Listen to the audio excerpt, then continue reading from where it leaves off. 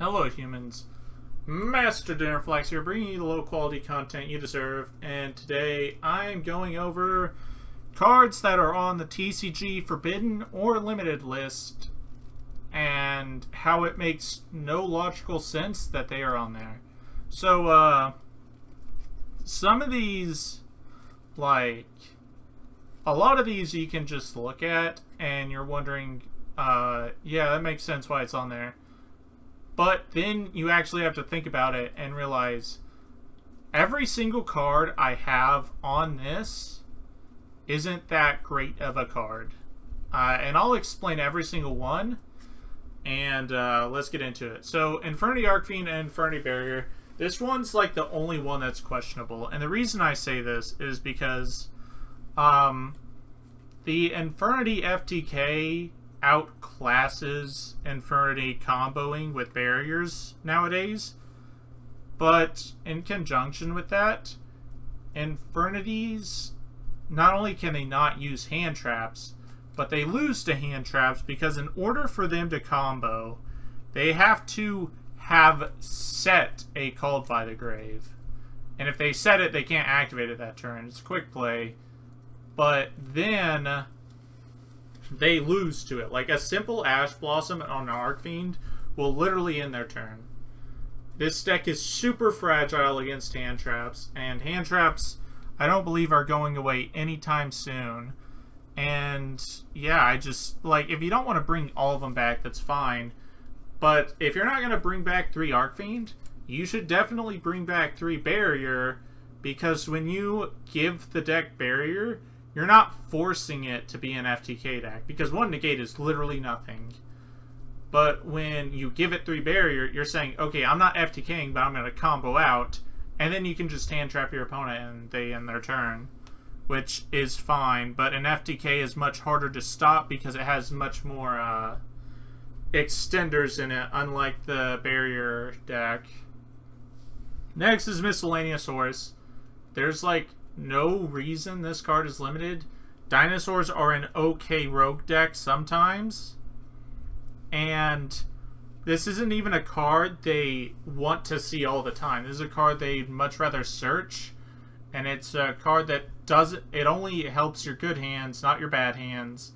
It's great, but it's like, it's not good enough to be at 1. There's no reason for the card to be at 1.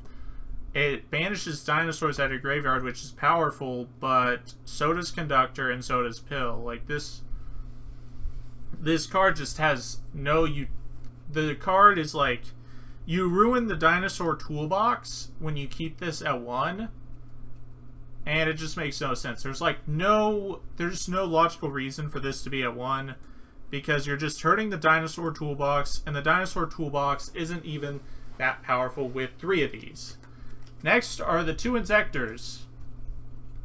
At first I didn't like the concept of these, but then you realize that the OCG has had 3 of both of these, and no one plays them. And they have a link, and no one plays them. And it's simply because you have to get to 2 monsters of one of the most under-supported types in the game, Insect, and that's just not very good. And there's like new Insect support that actually outclasses a lot of the Insector stuff. So it's honestly like, it's another like one of the wind-up things where for literally no reason you cannot play wind-ups in the TCG. They can't do anything even with their link in Master Rule 4, even though they have like super easy to abuse effects. You can't do much with them, but you're still not allowed to play them because we said so. And that's ridiculous, because if the cards aren't good, don't keep them on the list. The only thing that does is it bloats your list. It makes cards seem better than they actually are. It's way more difficult to keep track of the ban list when there's just so many cards on it. And ultimately, the important thing of bringing decks back into the game is it brings players back into the game. Maybe not even for that long. They may play like a locals or 2 and realize, nah, I still don't like this game. But that's fine, because you got them to temporarily get Yu-Gi-Oh product, you got them to attend events, you got them to participate in your game for a little bit, which already helps you enough. This, like, that's the whole point of bringing cards back.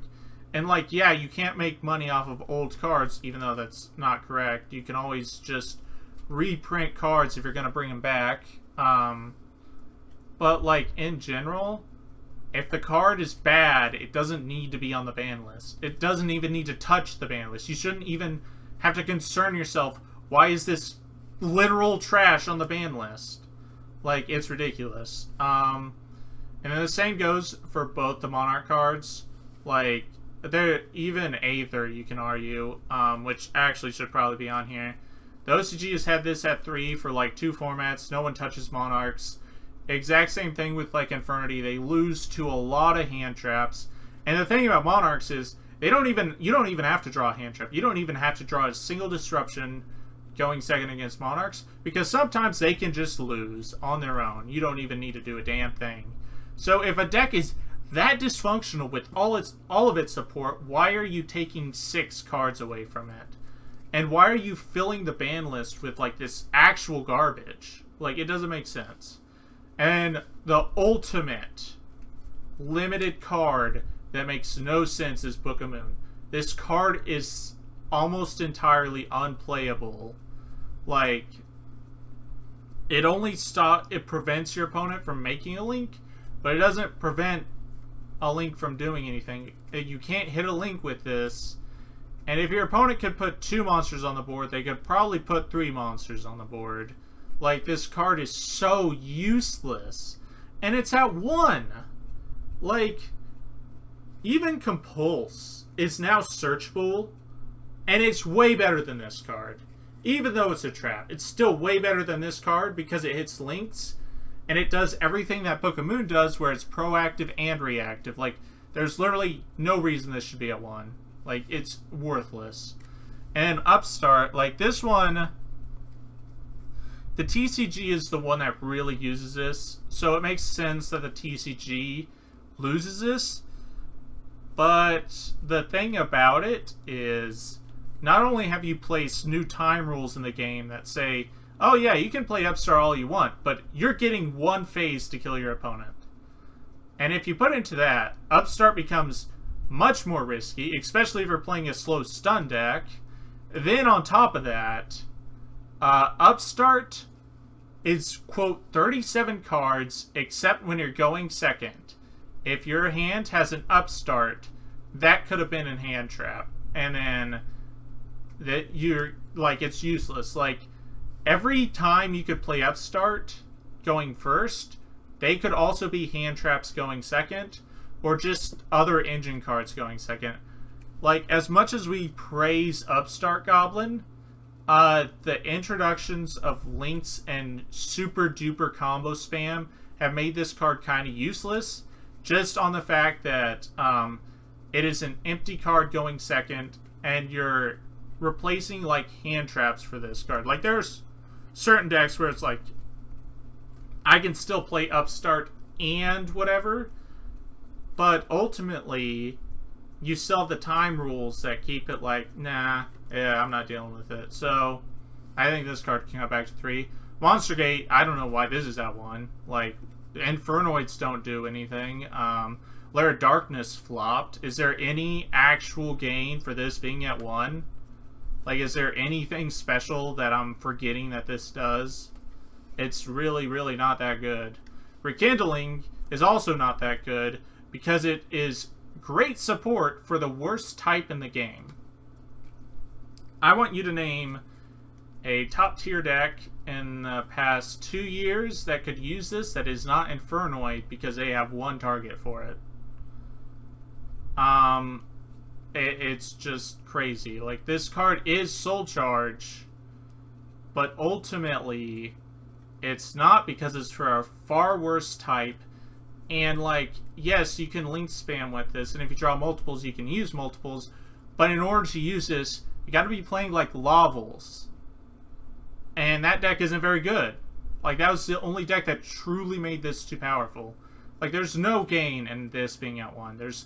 And this is what I ultimately want to say about these limited cards, is that they don't they have no reason to be limited. They're literally taking up ban list space because there's plenty of other cards that can be on there, but you don't actually want your ban list to be too big because people have to memorize what is on that ban list.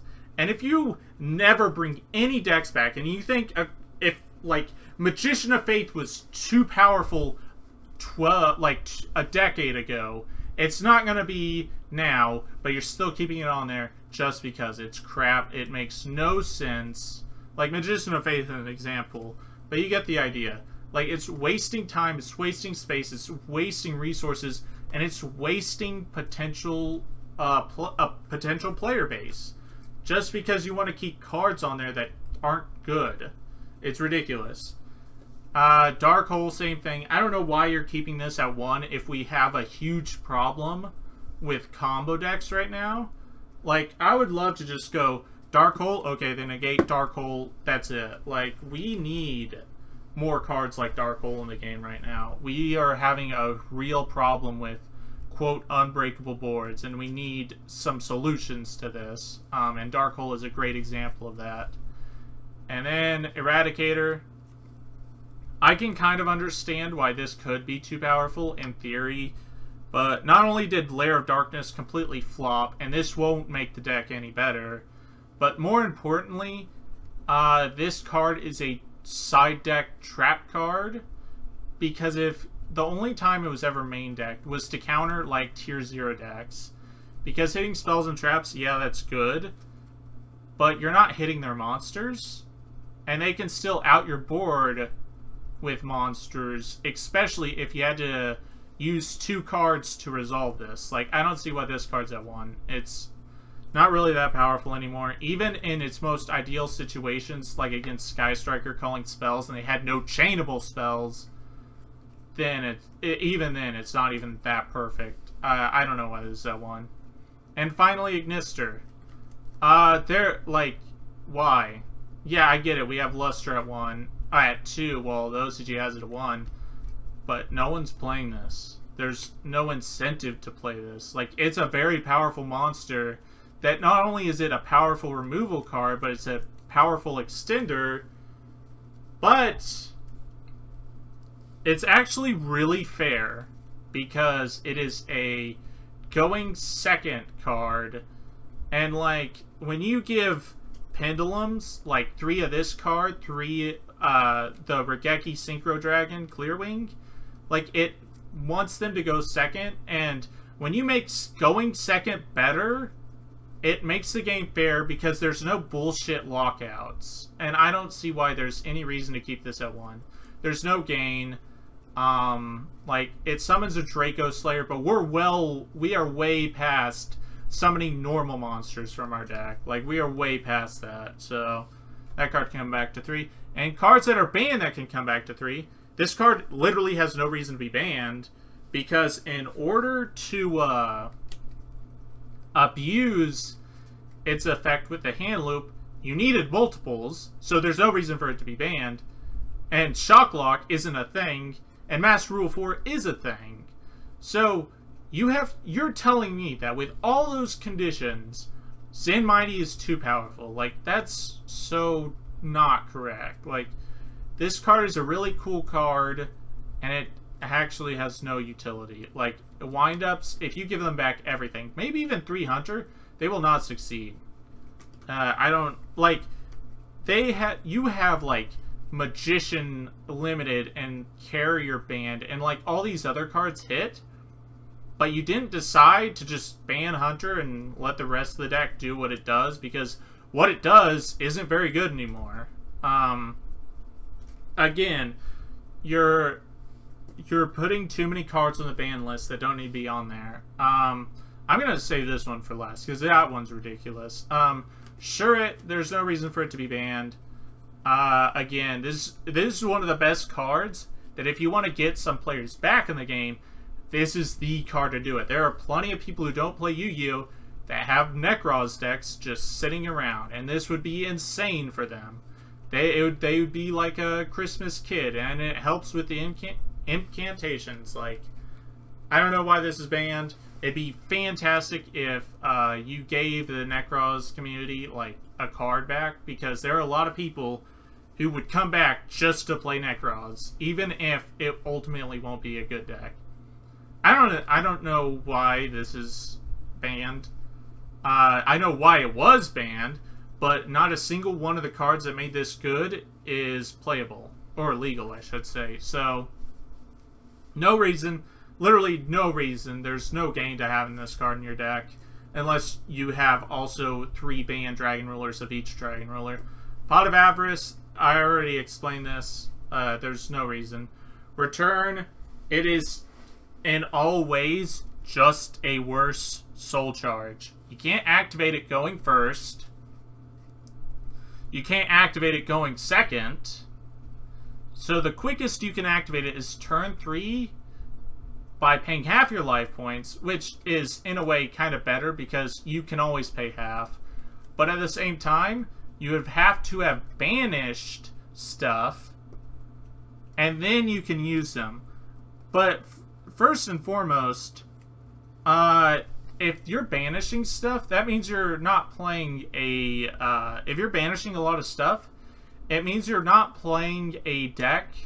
It means you're playing a grind out deck, which you can't OTK through many of these cards. You can't even really make a field with this card, because as soon as your opponent disrupts you, you can't do much. These cards don't stay on the board, which means you have to use them or OTK with them. But there's the issue. It's either a card that forces interaction, but it never builds a board at a time where your opponent can't deal with it. It's not a going first or a going second card, which makes it a pretty fair card. It may be a blowout, but so is Soul Charge, but Soul Charge is much worse because it's a going first and going second card, where this card is neither of them.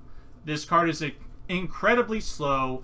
At 1, it will do nothing. Even in a deck solely based on snow, no one would play this. No one would play this normally. They would have to find a way to cheese what you want to do with it, and ultimately that's just not good. Because if you're about to die, this card only prevents you from being killed, and you don't even get to make a board with the monsters you summon, because they'll just, whatever live, just banishes itself. This card can totally come back to 3. Now I want to show you something. The reason I pointed out all these cards is for 2 reasons. One, all these cards are just ultimately useless on the ban list. They serve no purpose, they have no gain, they do nothing. They're taking up space. It's literally taking up brain power for you to remember that these cards are at 1. Like, they're so bad, they're so situational, they're so non-impactful, to the point where none of it is worth having on there. But this is ultimate. I'm going to click the OCG button.